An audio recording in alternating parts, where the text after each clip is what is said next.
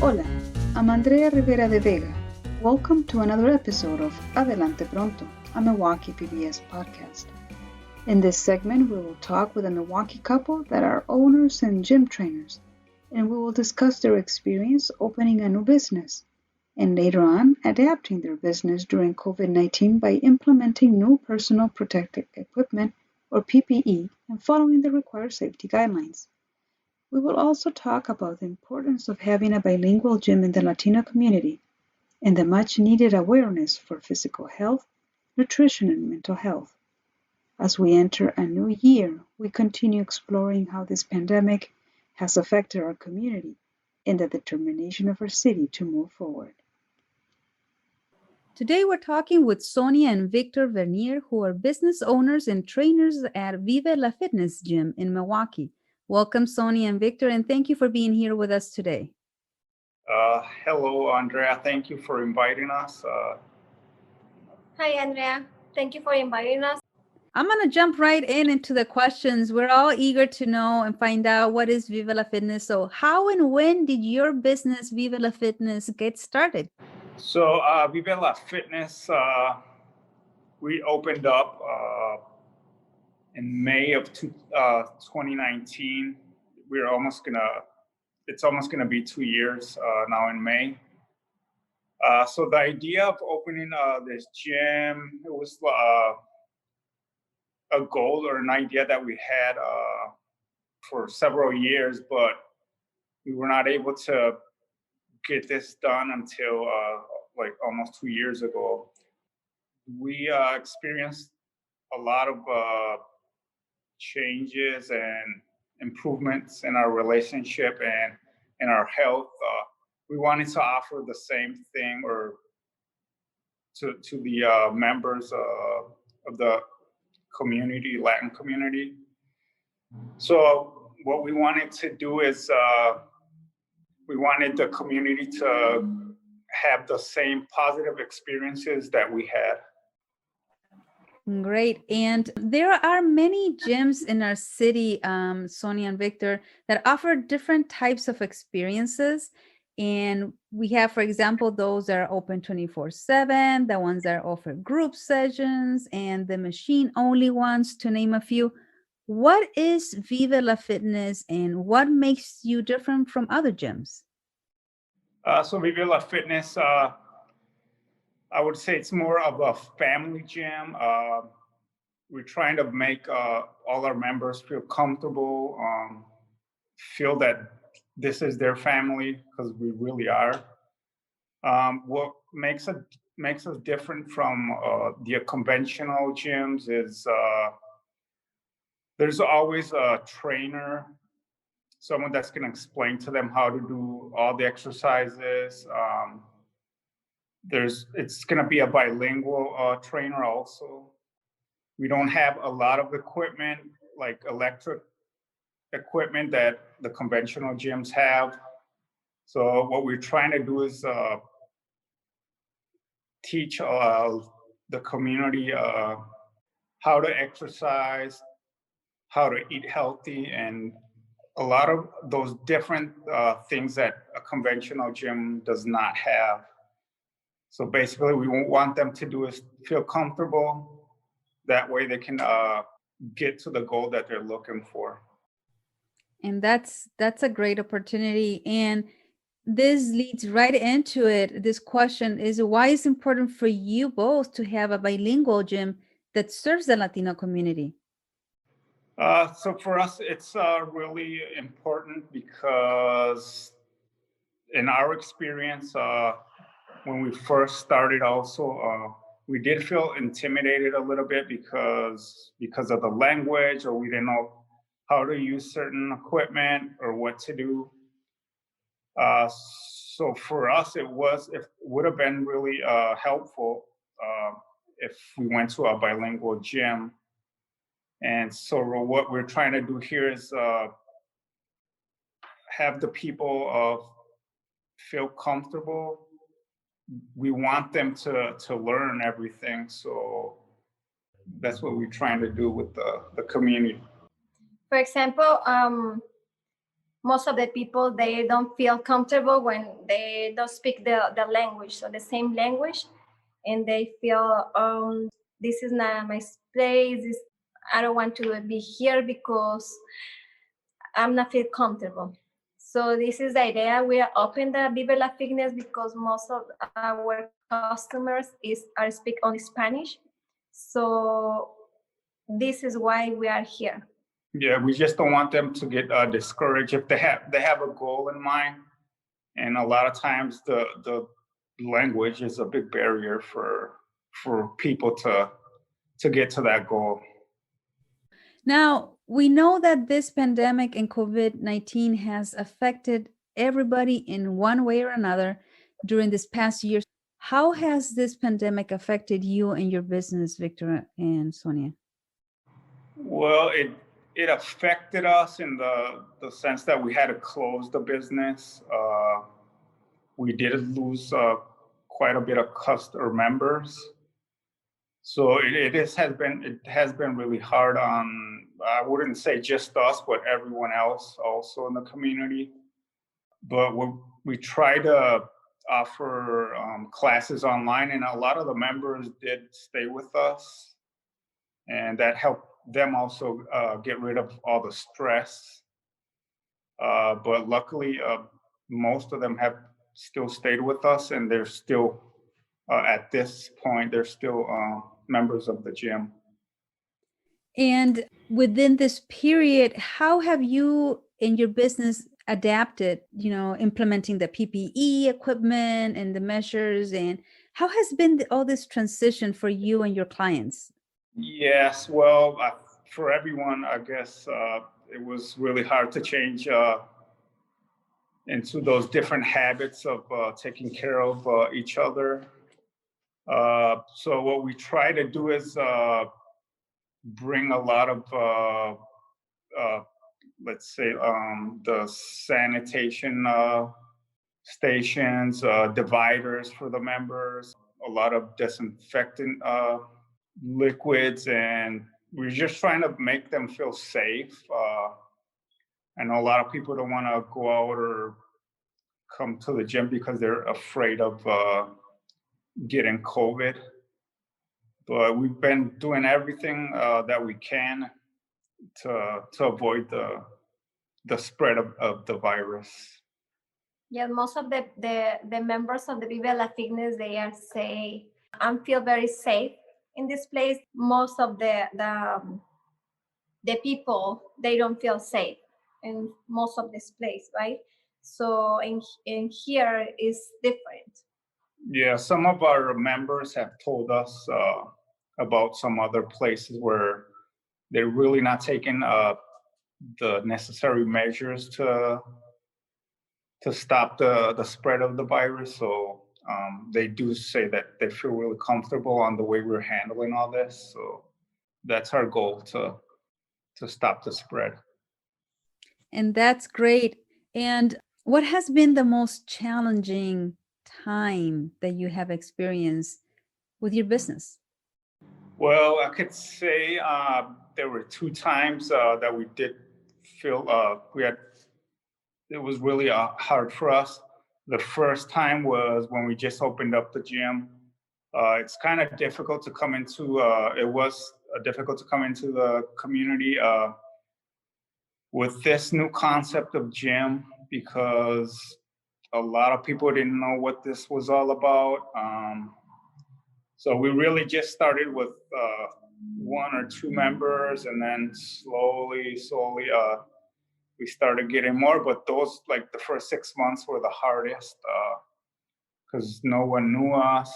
This is our first gym, and to come into the Hispanic community and make those changes, it was really hard for us. But we're glad that a lot of people started to join us, and then now they know the concept and they really like it. Something different than any other gym. Also, and then the second hardest thing was this with the pandemic, that we had to close. We lost a lot of members. And we're still experiencing some difficulties because we can't get in as many people as we did before. So also we lost a lot of customers, but we're still strong. We're gonna keep on working with all our members and doing whatever we can to offer them the best of us. And what about something rewarding during this time? Any rewarding experiences that you can share with our audience? Well, every day for us, it's it's a new day, but the little things that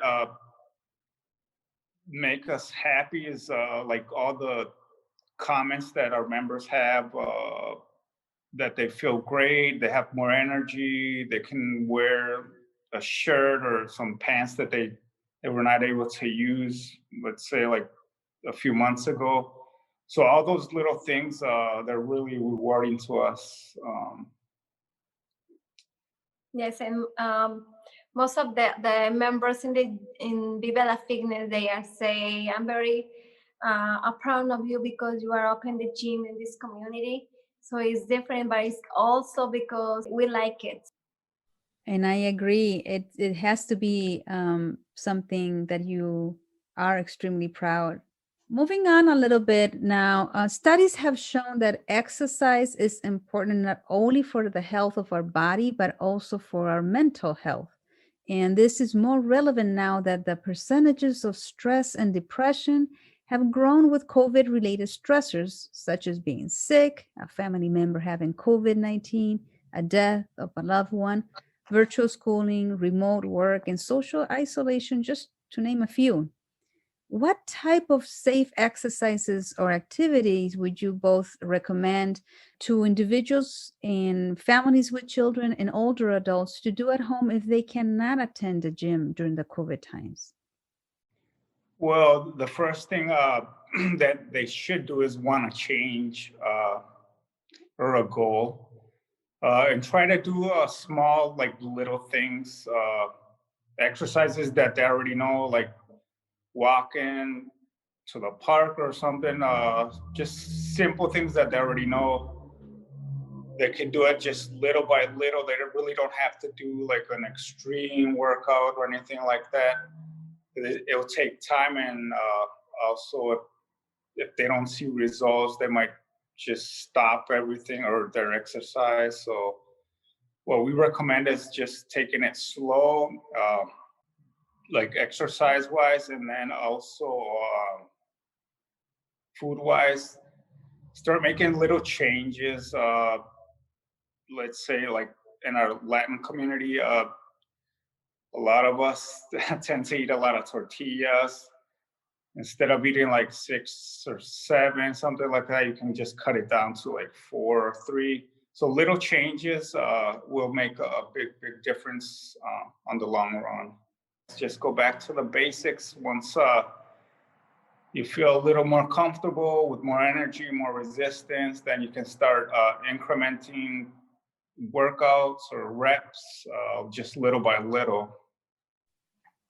And now, a parallel to exercise, we know that nutrition, and you mentioned it briefly, Victor, is an important role in our overall health. And nutrition is another area that is important, an important part of your training. Why do you consider that it's important to include nutrition in your training plan, and how do you incorporate it in the training? Well, little by little, you just have to start making changes, but it is very important to combine both the nutrition and the exercise. I know a lot of people can just eat healthy and everything; they can lose the weight, but then their skin is gonna be really loose without any muscle. So that's why we're trying to combine the exercise with the food. That way, once they start losing that weight, they're gonna start getting muscle also. So all this combined will get them to their goal. So as I said before, just little by little, but you have to combine both nutrition and exercise. What could be the first steps that people can do at home if they're interested in starting a healthy nutritional habits? I know you talk about maybe reducing the number of tortillas. Anything else we could do for our kids and our children at home? For example, most of the people, they spend a lot of money to buy chips or sodas or something because they have the not a good habit, right? But they need to be changed a little ones, right? For example, if you have the carrions and at home, so you bring the carrions for your children's, not the chips, right? Most of the children, they say, I don't like this one, it is casting, so I don't want to eat it. But your responsibility, you need to do a better habits in your home. So spend your money for health food, not healthy food. Yeah, so as they say, lead by example. So the parents would have to make those changes first. That way the kids can follow the same habits of eating healthy.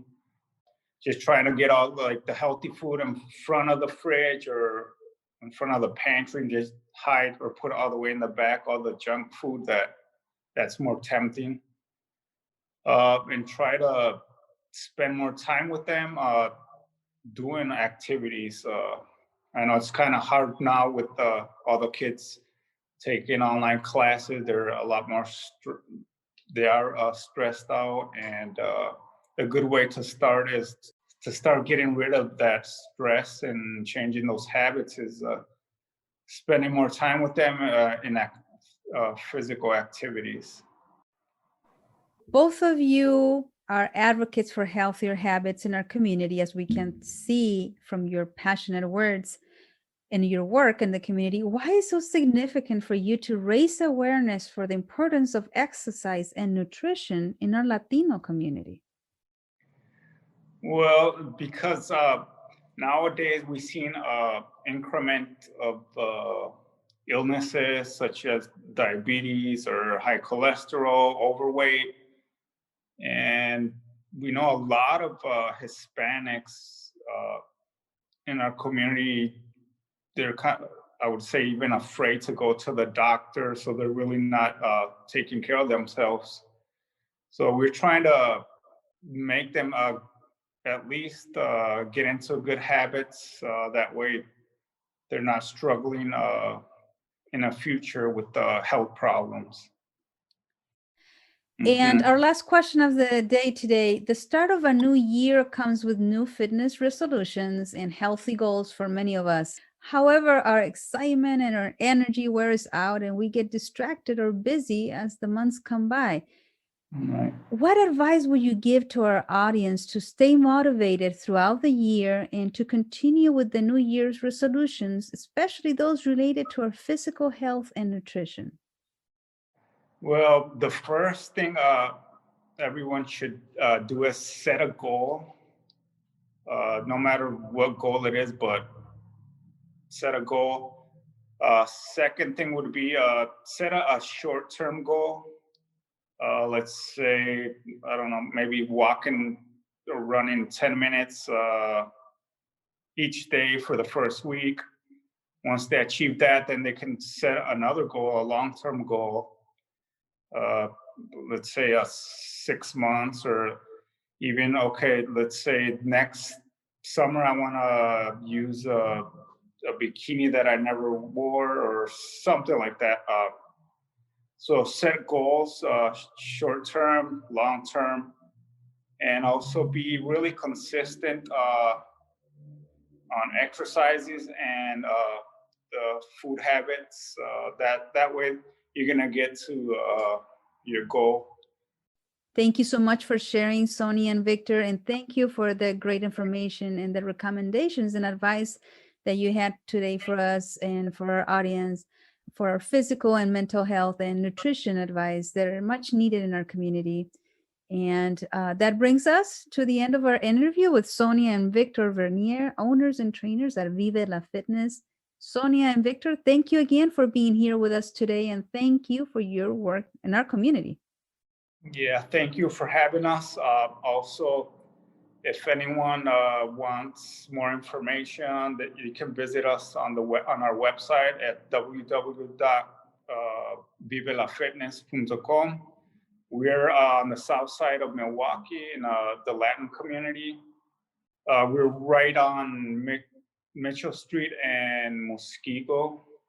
You can find us, just stop by and you can walk in the gym if you want to take a look at it or if you have any questions. Sounds perfect. Thank you so much, Sonia and Victor. And remember, you can listen to our previous episodes by visiting milwaukeepbs.org, Adelante Pronto podcast. You are listening to Adelante Pronto, a Milwaukee PBS podcast. I'm your host, Andrea. Gracias y hasta la próxima.